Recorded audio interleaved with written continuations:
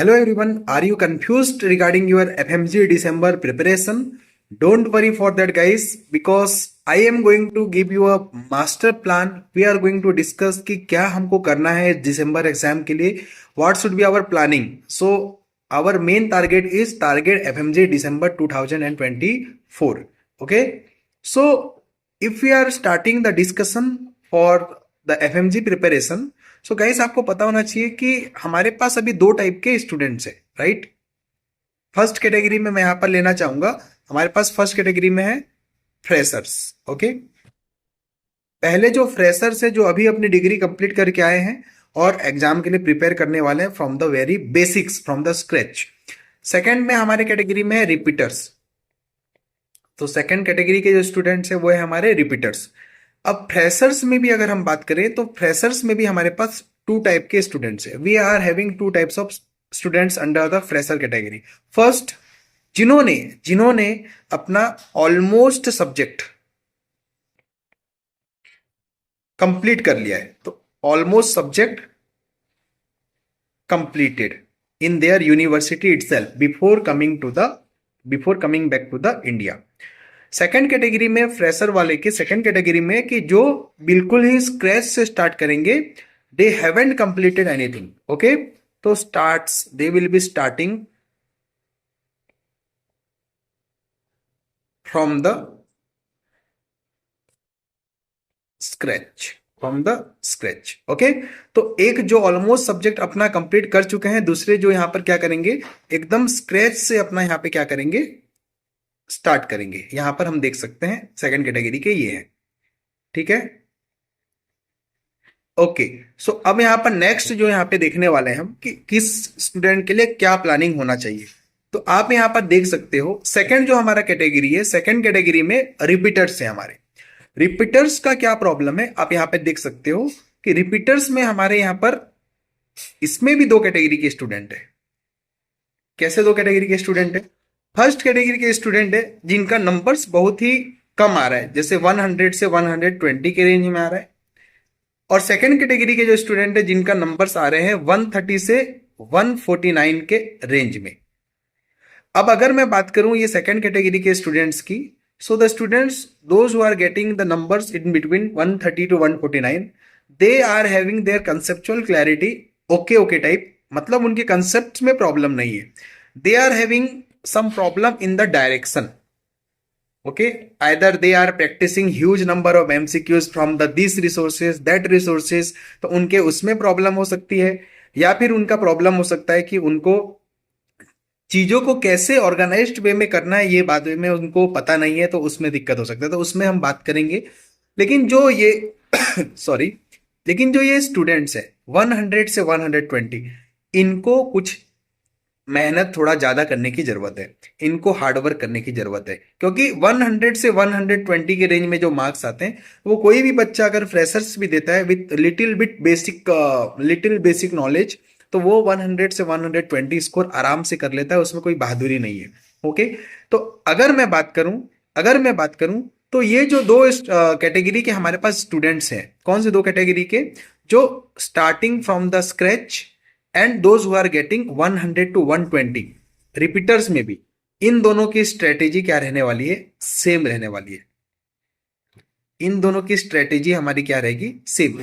क्योंकि आप भले ही रिपीटर हो, लेकिन रिपीटर होने के बाद भी अगर आपका स्कोर 100 से 120 के बीच में आ रहा है, मतलब आपकी कंसेप्चुअल क्लैरिटी इतनी ज्यादा नहीं है, तो आपको चीजों को फिर से ज्यादा एम्फासिस दे करके पढ़ने की जरूरत है. लेकिन अगर हम बात करें कि हमारा यहाँ पे अगर हम देखें कि जो स्टूडेंट्स ने ऑलमोस्ट सब्जेक्ट्स को कंप्लीट कर लिया है और जो स्टूडेंट्स 130 से 149 के बीच में ला रहे हैं, स्कोर कर रहे हैं, इनको क्या करना है, इनको अपना सेम रिसोर्स को बहुत अच्छे से उसको रिवाइज करने की जरूरत है.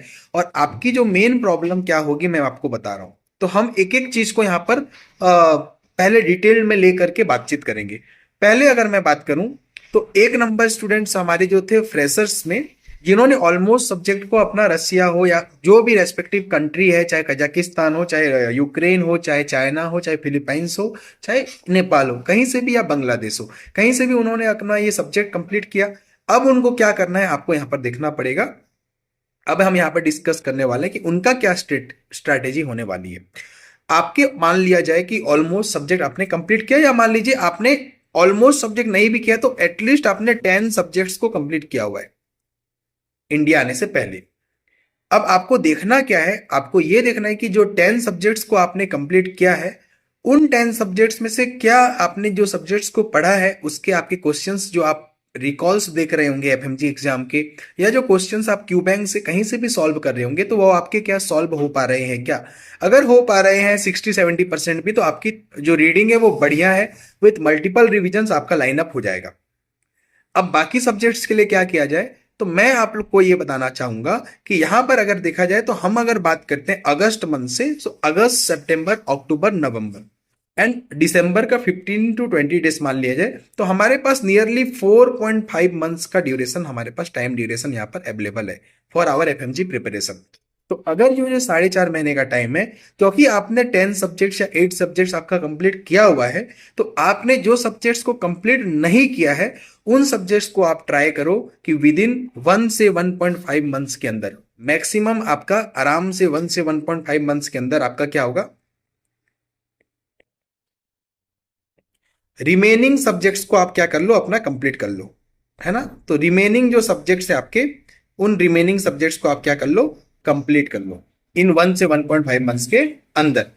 अब क्या होगा, मान लिया जाए कि 4.5 मंथ्स जो हमारे पास टाइम ड्यूरेशन था, इसमें से हम माइनस किए 1.5 मंथ्स, ओके। तो रिमेनिंग हमारे पास कितने टाइम पीरियड बचा, 3 मंथ्स, ओके। अब ये 3 मंथ्स में आपको क्या करना है, इसमें आपको प्लान करना है आपका मिनिमम 4 से 5 रिविजन्स। आपको क्या प्लान करना है इसमें, मिनिमम आपका 4 से 5 रिविजन्स। अब वो कैसे होगा, मैं उसके लिए सेपरेट वीडियोस बनाऊंगा, बट मैं आपको एक चीज बताना चाहूंगा कि जो स्टूडेंट्स अपने खुद से पढ़ पाने के लिए, those who are easily manage, those who can easily manage to study at home without joining और टेकिंग एनी कोचिंग और एनीथिंग एल्स, मैं उनको, मेरा यहां पर मैं उनको एक चीज रिकमेंड करना चाहूंगा, please don't join any coaching or anything, because if you are able to complete a syllabus nearly 10 subjects by your own, then why you are going for a coaching to sit there for 10 hours to read their like lengthy notes, और आपको उतना जरूरत भी नहीं है। तो आई will tell that कि don't waste your time. तो आपको ये 3 मंथ्स को रिवीजन में लगाना है और फर्स्ट रीडिंग आपको 1.5 मंथ्स में कंप्लीट करना है। ये आपका प्लानिंग होना चाहिए। आज मैं बस ये बताने वाला हूं कि कैसे आपको इसको डिवाइड करना है, ठीक है। अगर हम बात करें सेकंड कैटेगरी के स्टूडेंट्स की, जिनका अभी तक क्या हुआ है, जिन्होंने अभी तक कुछ भी स्टार्ट नहीं किया है, या फिर रिपीटर्स की बात करें, जिन्होंने 100 से 120 के बीच में रिपीटेटिवली उनका स्कोर आ रहा है, तो उनका स्ट्रेटेजी सेम होने वाला है। क्या स्ट्रैटेजी उनका रहने वाला है, यहां पे मैं आप लोगों को बताऊंगा कि आपको यहां पर क्या करना है। आपका अगर हम यहां पे बात करें तो हमारे पास नियरली 4.5 मंथ्स का टाइम बचा हुआ है, राइट। अभी तक अगर आपने कुछ भी नहीं पढ़ा है, अगर आप जीरो से भी स्टार्ट कर रहे हो, तो मैं आपको बोल रहा हूं कि आप एफएमजी एग्जाम को बहुत इजीली पास कर सकते हो। किसी की बात में आने की जरूरत नहीं है कि यार 4 महीने में तू क्या करेगा, 4 महीने में कुछ नहीं हो सकता। I am telling you my dear friends, मैंने बहुत से बच्चों को 3 महीने में अच्छे से मेहनत करके, अगर दिमाग से स्मार्ट वर्क करे हार्ड वर्क के साथ, तो उनको एग्जाम पास करते हुए देखा है। So 4.5 months are first thing is very enough time period to prepare for this FMG exam. Don't need to take any tension और don't need to take any extra stress कि यार क्या होगा, बहुत कम टाइम में everything is possible. 4.5 months are enough to pass this exam. So you have to plan like that. If you haven't done anything before coming to India, so आपको क्या करना है, आपको मिनिमम इन 4.5 मंथ से nearly 2 months या 2 months and 15 days आपको आपके first reading में लगाना पड़ेगा।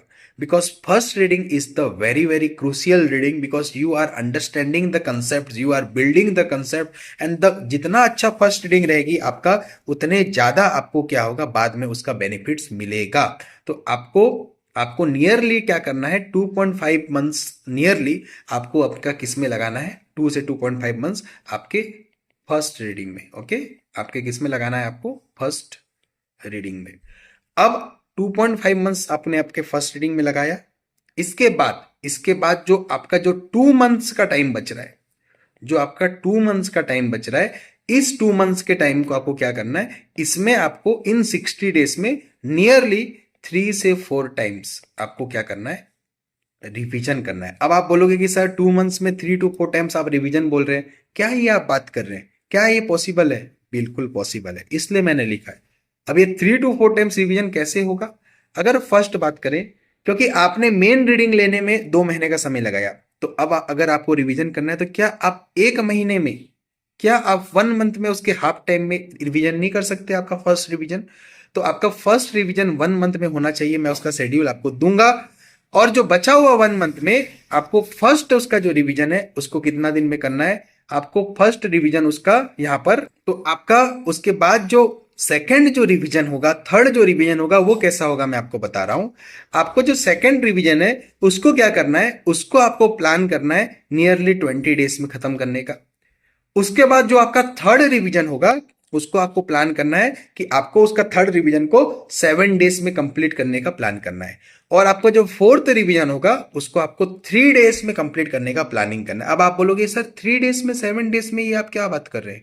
इसीलिए बच्चे फेल होते हैं, बिकॉज दे डोंट नो कि एग्जाम के लास्ट 8 या 10 दिन में कैसे वो 19 सब्जेक्ट को रिवाइज कर सके। उनके पास ऐसा कोई भी, उनके पास क्या नहीं होता, कोई प्लान नहीं होता।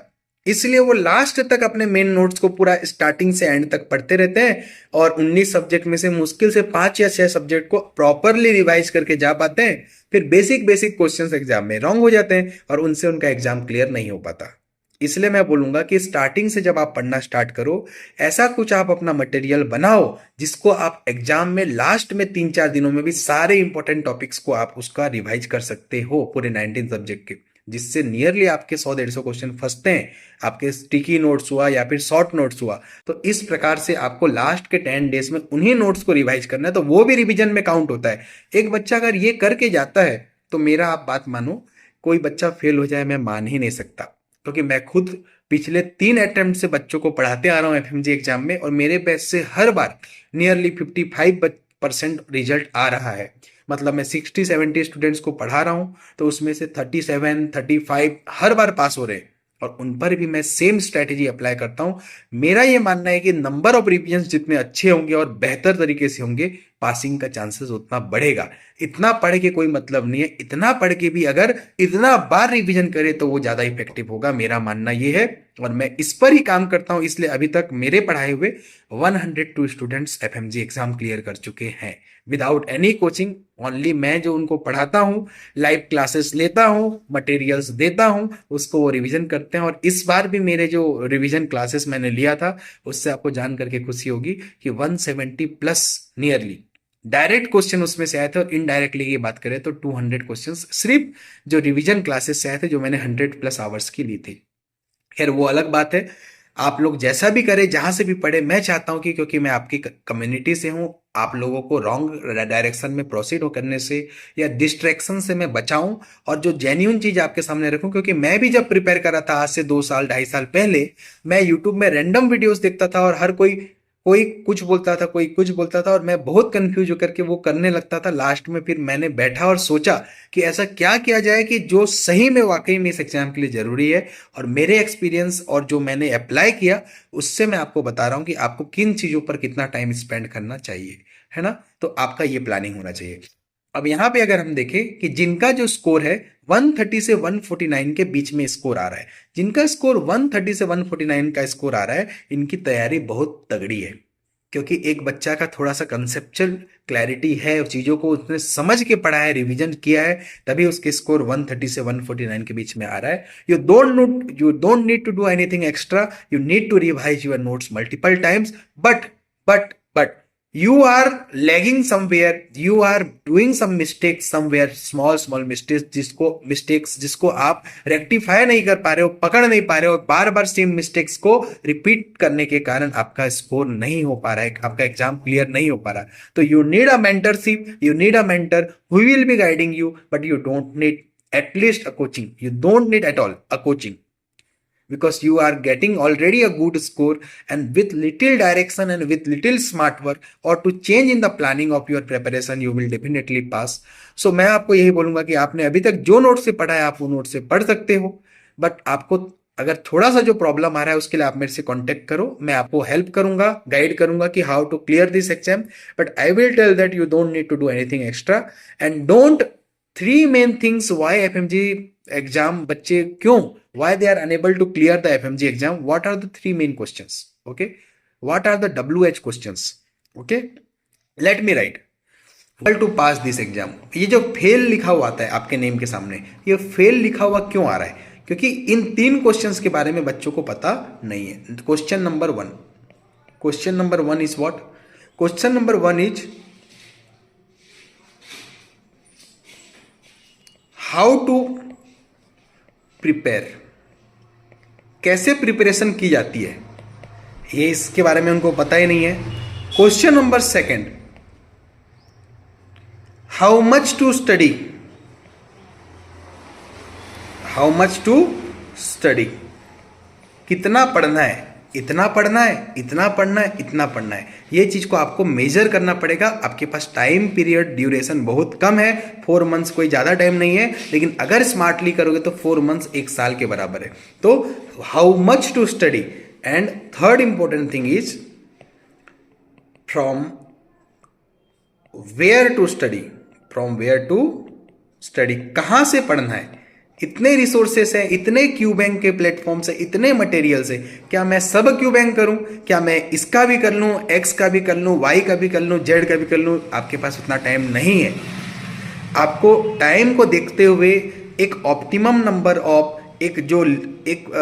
एक मतलब जितना चाहिए रिक्वायरमेंट है उतने क्वेश्चंस करनी चाहिए, ताकि आपको इंपॉर्टेंट टॉपिक्स पता चले और उन टॉपिक से कैसे क्वेश्चंस फ्रेम होते हैं इस बारे में पता चले. क्वेश्चंस प्रैक्टिस कभी भी अपने को इंपॉर्टेंट टॉपिक्स या उस टॉपिक से कैसे लैंग्वेज में क्वेश्चन फ्रेम होते हैं इसलिए किया जाता है, ना कि स्कोर देखने के लिए. स्कोर देखने के लिए आपको अपना प्रैक्टिस नहीं करना है. कुछ लोग क्या होता है, मैं बहुत से बच्चों का यहाँ पर बात करूंगा, उन्होंने फॉर एग्जांपल 50 क्वेश्चंस किया, 50 MCQs उन्होंने किया सॉल्व. अब 50 MCQs से उनके मार्क्स कितने आ रहे हैं? 20, कभी 10, कभी 25.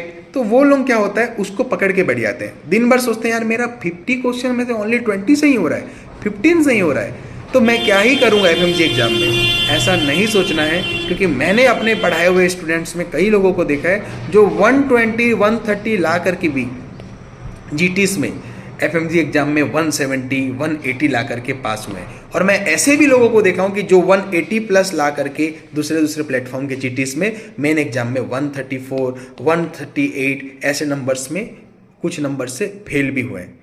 तो एक चीज़ मैं आपको यही बोलूँगा कि एक चीज़ याद रखना हमेशा, जीटीस आपको सिर्फ अपने सिटिंग कैपेसिटी, अपना जो थिंकिंग कैपेसिटी, अपना जो एनालिसिस जो करते हैं कि मैं इतना टाइम तक बैठ करके एग्जाम दे पा रहा हूँ कि नहीं, मैं जो पढ़ा हूँ उसको रिकॉल कर पा रहा हूँ या कर पा रही हूँ या नहीं, मैं इतना देर बैठ के उस स्क्रीन पर मैं बैठ करके एग्जाम में प्रॉपर सोच पा रही हूँ कि नहीं, जीटीस उसलिए दिया जाता है, ना कि इसलिए नहीं कि मेरा कितना स्कोर आ रहा है. बहुत से बच्चों का मेरे पास स्क्रीनशॉट्स आते हैं जीटीस देने के बाद कि सर मेरा तो 124 आया सर, मेरा 138 आया सर, 145 आया सर, इस स्कोर के साथ क्या मैं एफएमजी एग्जाम क्लियर कर सकता हूँ या नहीं कर सकता.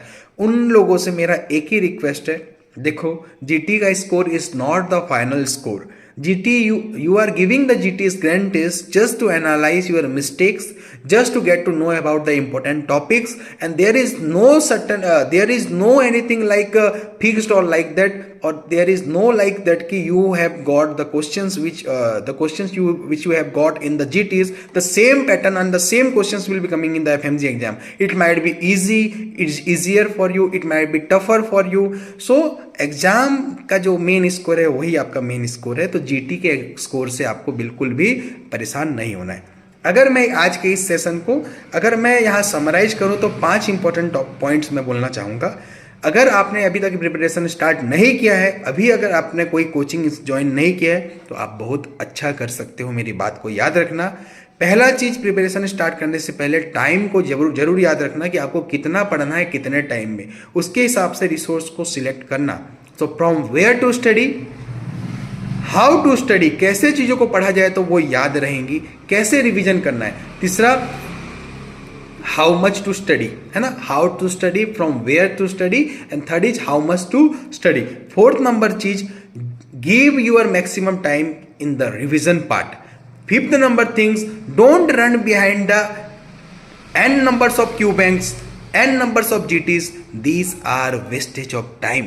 I am saying yes, you heard right. जो एक्स्ट्रा क्वेश्चंस बच्चे करते हैं यहाँ से वहाँ से, वही उनके फेलियर का कारण है। अगर if you are reading a subject, if you are doing at least 300-400 questions for that subject, that is more than enough. So at 200-300 questions for the moderate subject or like that, or the major subject के लिए 300 से 400 questions और 300 questions, more than enough.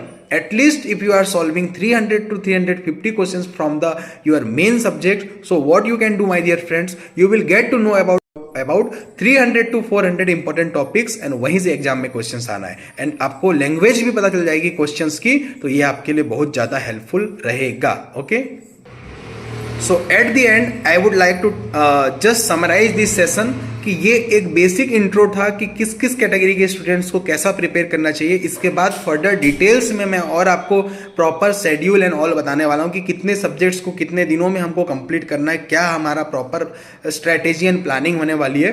तो अगर आपको किसी भी doubt subject में डाउट्स है या आपका कोई क्वेरीज है, so I am going to start the Arjuna batch from 3rd of August, in which I am going to start with the ophthalmology and different subjects, so, and FMT also, and I will be taking the live classes for this subject, so you can do join this batch for next 4.5 months. I am giving you that guarantee, or I am give you that commitment कि if you will be doing your 100% hard work, you will be giving with me and you will be following the instructions and all, then like other students you will definitely pass this exam, and आपको जो चाहिए वो मैं आपको उस batch के through provide करवाता हूँ, उतना ही पढ़ाता हूँ। So this time you will definitely pass, don't lose the hope, we all are together. If you are not joining that batch also and you have anything or you have any doubt regarding the FMG preparation and all, you can directly talk to me. You can ask me your queries. I will be feeling very happy to help you there. Okay, God bless you. And at the end I would like to write here कि you guys will okay, you will definitely pass. You will definitely pass in December 2024 FMG exam. So don't lose the hope, थोड़ा smart work करो यार, इसकी उसकी बातों में मत आओ। There are n numbers of platforms and वो बोलता है ये ले लो वो ले लो, सबकी बात को सुनो, नो प्रॉब्लम, बस दिमाग अपना लगाना है कि क्या करना है ना। बहुत सारे यहाँ फेक लोग भी हैं, बहुत सारे आप लोगों को यहाँ पर गुमराह करेंगे, बट मैं नहीं चाहता कि आप अपना क्रूशियल टाइम को वेस्ट करो। So you are clever enough, you are matured enough, and you have that decision making capacity. So अपना ब्रेन को काम में लगाओ और जितना ज़रूरी है उतनी हार्डवर्क करो एग्जाम के लिए, और हार्डवर्क और रिवीजन से आपको एग्जाम पास कराएगा। And God bless you. In the next part we will be talking about the complete strategy and कैसे कितने दिनों में कहाँ से कौन से टीचर से या कैसे किस सब्जेक्ट को हम कंप्लीट करेंगे। So stay tune till then and thank you for joining और watching today's video. God bless you. You will definitely pass. Okay, bye.